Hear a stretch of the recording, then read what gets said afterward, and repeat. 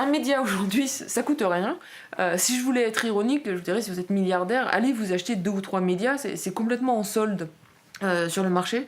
On peut acquérir beaucoup d'influence à un coût très faible. L'exemple le plus extrême, hein, ça a été le prix d'achat par le trio BNP du Nouvel Obs, qui leur a été presque offert par Claude Perdriel, qui a même payé lui-même la clause de cession. Donc ça coûte pas très cher, hein. Bezos, il a pu racheter le Washington Post pour à peine 250 millions de dollars. Libération a été acheté pour une bouchée de pain, même si forcément ensuite il a fallu épurer les dettes. Et c'est ça qui est vraiment problématique.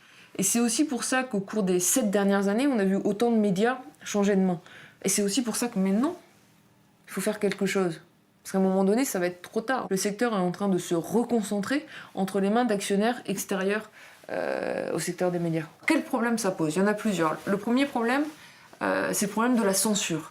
C'est-à-dire qu'on a un certain nombre de ces actionnaires qui ne vont pas vouloir qu'on traite mal de leurs entreprises ou de leur secteur d'activité ou de leurs amis et qui du coup vont censurer directement les journalistes. C'est pas toujours visible.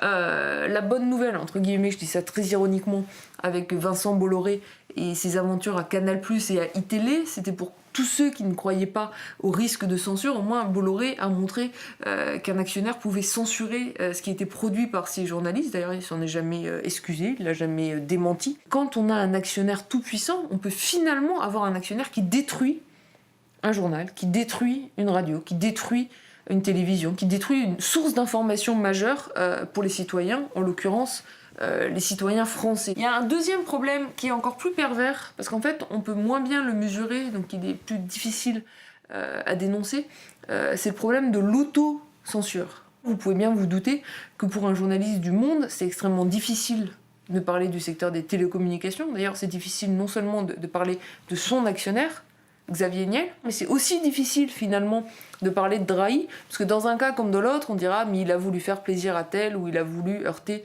tel concurrent. Donc il y a un vrai problème d'autocensure des journalistes qui finalement ne sont plus capables de traiter d'un certain nombre de sujets. Les médias, c'est pas un secteur comme les autres, donc moi ce qui me paraît urgent, c'est en même temps qu'on pense cette possibilité de faire rentrer des actionnaires extérieurs, qu'on limite leur pouvoir, notamment qu'on limite leur droit de vote par rapport à leur rapport en capital, pour donner plus de pouvoir aux journalistes, pour donner plus de pouvoir aux citoyens, et qui est finalement un partage du pouvoir plus démocratique à l'intérieur des médias.